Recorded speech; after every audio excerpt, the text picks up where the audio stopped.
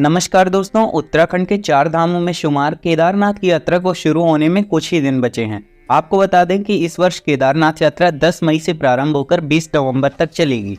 तो अगर आप भी इस वर्ष केदारनाथ जाने का प्लान बना रहे हैं तो ये वीडियो आपके लिए बेहद ज़रूरी और उपयोगी साबित होने वाली है, क्योंकि इस वीडियो के जरिए मैं आपको केदारनाथ यात्रा से जुड़ी छोटी जानकारी आपके साथ साझा करने वाला हूँ। वीडियो में आगे बढ़ने से पहले आपसे रिक्वेस्ट है कि आप वीडियो को लाइक करके चैनल को जरूर सब्सक्राइब कर लीजिए। तो चलिए सबसे पहले बात करते हैं कि केदारनाथ जाने के लिए आपको किन किन डॉक्यूमेंट्स की जरूरत पड़ेगी। तो दोस्तों, यात्रा करने से पहले आपको यात्रा पास बनवाने की जरूरत पड़ेगी। यात्रा पास के लिए आप ऑनलाइन भी अप्लाई कर सकते हैं और ऑफलाइन भी बनवा सकते हैं। यात्रा पास ऑनलाइन बनवाने के लिए स्क्रीन पे आपको वेबसाइट दिख रही होगी, जहां पे आप अपनी पर्सनल डिटेल्स और यात्रा की डेट आदि फिल करके अपना यात्रा पास अप्लाई कर सकते हैं। आप अपने मोबाइल, लैपटॉप, कंप्यूटर किसी भी डिवाइस से ऑनलाइन यात्रा पास अप्लाई कर सकते हैं और मात्र 5 मिनट में आपको PDF के रूप में अपना यात्रा पास मिल जाएगा। उसके बाद आप इस यात्रा पास की 2-3 फोटोकॉपी या प्रिंट आउट अपने साथ जरूर रखें। इसके अलावा आप ऑफलाइन यात्रा पास भी हरिद्वार, ऋषिकेश, रुद्रप्रयाग में बनवा सकते हैं, जिसके लिए आपको 2 पासपोर्ट साइज फोटो और आधार कार्ड की जरूरत पड़ेगी। लेकिन मैं आपको सजेस्ट करूंगा कि आप ऑनलाइन यात्रा पास ही बनवा लें, क्योंकि ऑफलाइन में आपको लंबी लाइन में लगना पड़ेगा, जिससे आपका काफी समय खराब होगा। दोस्तों, ऑनलाइन यात्रा पास कैसे बनाना है, अगर ये समझ में नहीं आ रहा है तो इस वीडियो के डिस्क्रिप्शन बॉक्स में जाइए, वहां पे आपको एक वीडियो का लिंक मिल जाएगा, जिसमें स्टेप बाय स्टेप आप देख सकते हैं कि कैसे यात्रा पास के लिए अप्लाई करना है और मात्र 4 से 5 मिनट में आपका पास जनरेट होकर आपको मिल जाएगा। चलिए, अब आपका यात्रा पास बन चुका है, अब आप अपनी यात्रा की शुरुआत कर सकते हैं। अब बात कर लेते हैं कि आखिर आप केदारनाथ पहुंचेंगे कैसे। दोस्तों, आप देश के किसी भी शहर में रहते हो, किसी भी कोने में रहते हो, आपको केदारनाथ जाने के लिए सबसे पहले हरिद्वार या फिर ऋषिकेश पहुंचना पड़ेगा। हरिद्वार की कनेक्टिविटी देश के लगभग सभी प्रमुख शहरों से काफी अच्छी है और ऋषिकेश की कनेक्टिविटी सिर्फ कुछ ही शहरों से अच्छी है। तो अगर आपके शहर से ऋषिकेश के लिए ट्रेन मिल जाती है तो बहुत अच्छी बात है, और अगर ऋषिकेश के लिए ट्रेन नहीं मिलती है तो आप हरिद्वार आ जाइए। इसके अलावा अगर आप ऐसे शहर में रहते हैं जहां से ना तो ऋषिकेश और ना ही हरिद्वार के लिए ट्रेन मिलती है, तो आप दिल्ली आ जाइए और दिल्ली से आपको हरिद्वार और ऋषिकेश दोनों जगह के लिए आसानी से ट्रेन मिल जाएगी। इसके अलावा अगर आप बस के जरिए जाना चाहते हैं तो दिल्ली से हरिद्वार के लिए आपको AC और नॉन AC दोनों तरह की बसेज मिल जाएंगी। और अगर आप फ्लाइट के जरिए जाना चाहते हैं तो यहाँ का नज़दीकी एयरपोर्ट देहरादून में स्थित जॉली ग्रंट एयरपोर्ट है, जो हरिद्वार से 40 किलोमीटर की दूरी पर है, और आप एयरपोर्ट से टैक्सी के जरिए हरिद्वार पहुंच सकते हैं। तो कुछ इस तरह से आप अपने शहर से हरिद्वार पहुंच जाएंगे। चलिए अब बात करते हैं कि आप हरिद्वार से आगे की यात्रा कैसे करेंगे। दोस्तों, हरिद्वार पहुंचने के बाद आपको हरिद्वार से आगे जाना होगा सोनप्रयाग। हरिद्वार बस स्टैंड से आपको सोनप्रयाग के लिए बसेस मिल जाएंगी, लेकिन जब केदारनाथ मंदिर के कपाट खुलते हैं तो शुरुआत के 10-15 दिन ज्यादातर बसें जो सोनप्रयाग के लिए चलती हैं वो हरिद्वार से नहीं बल्कि ऋषिकेश से चलती हैं। इसीलिए अगर आप कपाट खुलने के 15-20 दिन के अंदर ही दर्शन करने जा रहे हैं तो बेटर ऑप्शन यही रहेगा कि आप हरिद्वार में बस का इंतजार न करें और ऋषिकेश आ जाएं, जहां से सोनप्रयाग के लिए आसानी से बस मिल जाएगी। हरिद्वार से ऋषिकेश की दूरी मात्र 25 किलोमीटर है और टेम्पो का किराया 60 रुपए लगेगा और आप 40 से 45 मिनट में हरिद्वार से ऋषिकेश पहुंच जाएंगे। अगर आप कपाट खुलने के 15-20 दिन के बाद दर्शन के लिए जाते हैं तो भीड़ थोड़ा कम हो जाएगी और तब आपको हरिद्वार से भी आसानी से बस मिल जाएगी सोनप्रयाग के लिए। आपको ऋषिकेश जाने की जरूरत नहीं पड़ेगी।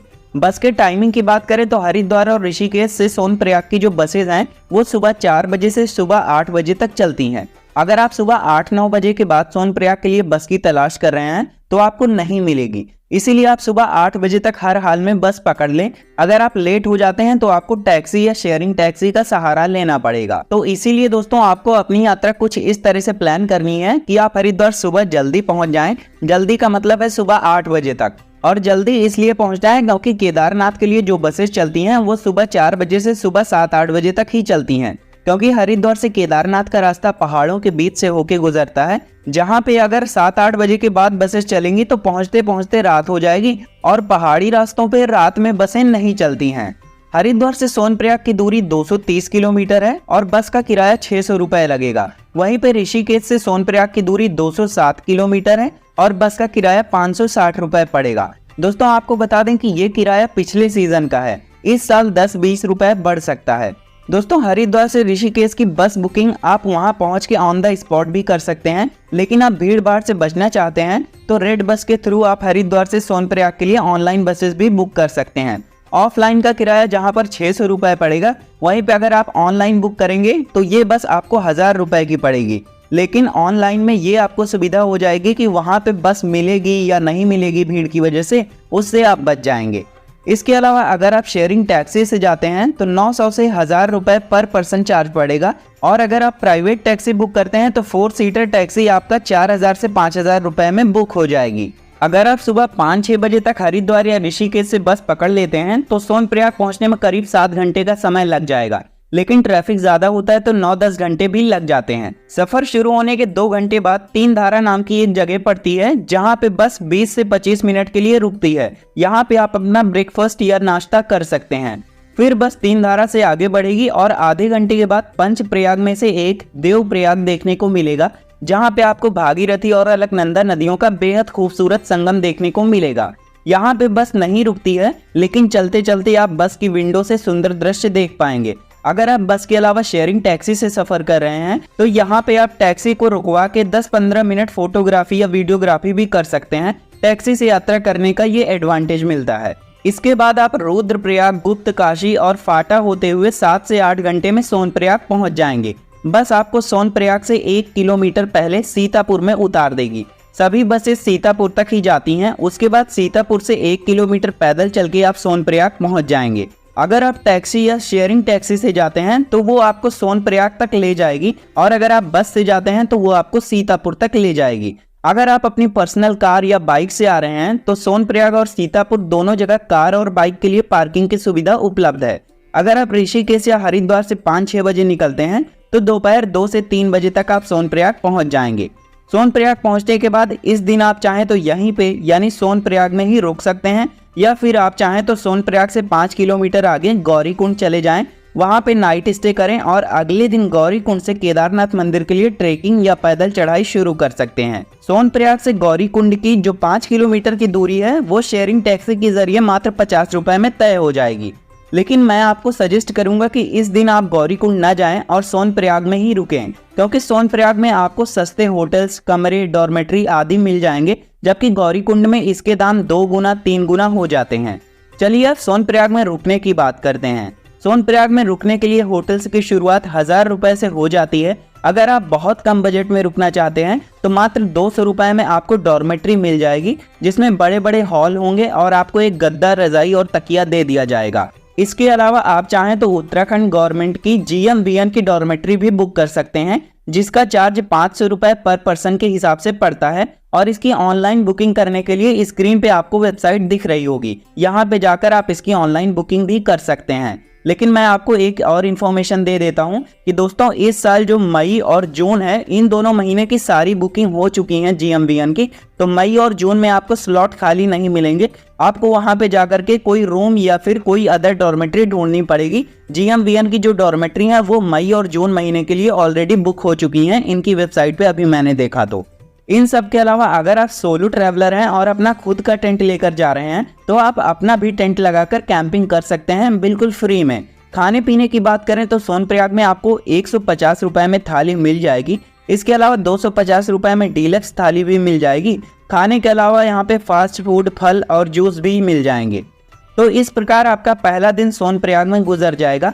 अगले दिन आपको सुबह जल्दी 3, 4, 5 बजे तक उठ जाना है। जल्दी उठने के 2 कारण हैं। पहला तो ये कि अगर आप डॉर्मेट्री में स्टे कर रहे हैं और लेट में सो के उठते हैं तो टॉयलेट के बाहर भी आपको लाइन में लगना पड़ेगा।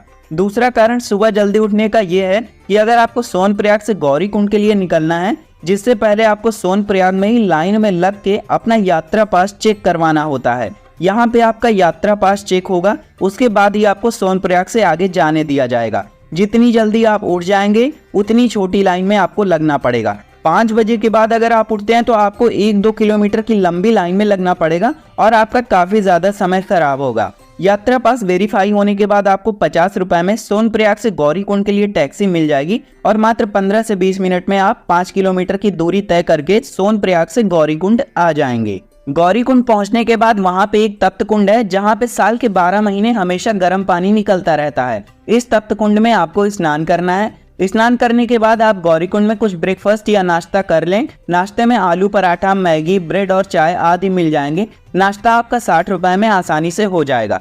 नाश्ता करने के बाद आपके पास जो एक्स्ट्रा सामान या लगेज है उसको आप यहाँ गौरीकुंड में क्लॉक रूम में सबमिट कर सकते हैं। सामान या बैग रखने का 100 रुपये प्रति बैग चार्ज करते हैं 48 घंटे के लिए। इतना सब कुछ करने के बाद अब आपको गौरीकुंड से केदारनाथ मंदिर तक की पैदल ट्रेक करना है। इसीलिए अब बात करते हैं केदारनाथ ट्रेक के बारे में। दोस्तों, जो सबसे बड़ा कंफ्यूजन है कि गौरीकुंड से केदारनाथ ट्रेक की लंबाई कितनी है, आखिर हमें कितने किलोमीटर पैदल चलना पड़ेगा। दोस्तों, केदारनाथ ट्रेक की लंबाई की बात करें तो गौरीकुंड में जो साइन बोर्ड लगा है वहां पे केदारनाथ ट्रेक की लंबाई 16 किलोमीटर बताई गई है, लेकिन केदारनाथ ट्रेक वास्तव में 22 किलोमीटर का है। 16 किलोमीटर पुराना रास्ता था जो 2013 में केदारनाथ आपदा में बह गया, और उसके बाद से जो नया रास्ता है वो 22 किलोमीटर लंबा है। केदारनाथ ट्रेक के डिफिकल्टी लेवल की बात करें तो ये मॉडरेट लेवल का ट्रेक है, यानी ना तो बहुत ज्यादा मुश्किल और ना ही बहुत ज्यादा आसान। फिर भी अगर आप पहली बार पहाड़ी क्षेत्रों में जा रहे हैं और केदारनाथ की चढ़ाई करते हैं तो आपको थोड़ा मुश्किल तो लगेगा ही, अगर आपने इससे पहले कोई ट्रेक नहीं किया है तो। इस 22 किलोमीटर के पूरे रास्ते में आपको खाने पीने की बहुत सी दुकानें, आराम करने के लिए बेंच और बारिश से बचने के लिए टीन शेड आपको मिल जाएंगे। इसके अलावा रास्ते में पानी पीने के लिए वाटर टैप लगे हैं, साथ ही साथ थोड़े थोड़े दूर पर टॉयलेट्स की भी सुविधा आपको मिल जाएगी। पूरे रास्ते में ट्रेक के दौरान लगभग सभी जगह पे एयरटेल और जियो का नेटवर्क भी मिल जाएगा। साथ ही साथ कुछ जगहों पर फ्री वाईफाई जोन भी है, तो नेटवर्क की कोई समस्या आपको नहीं होगी। रास्ते में खाने पीने की जो दुकानें हैं वहां पे मैगी, आलू पराठा, राजमा चावल, दाल चावल और इसके साथ साथ चाय, कॉफी, कोल्ड ड्रिंक और स्नैक्स में बिस्किट, नमकीन, ये चीजें मिल जाएंगी।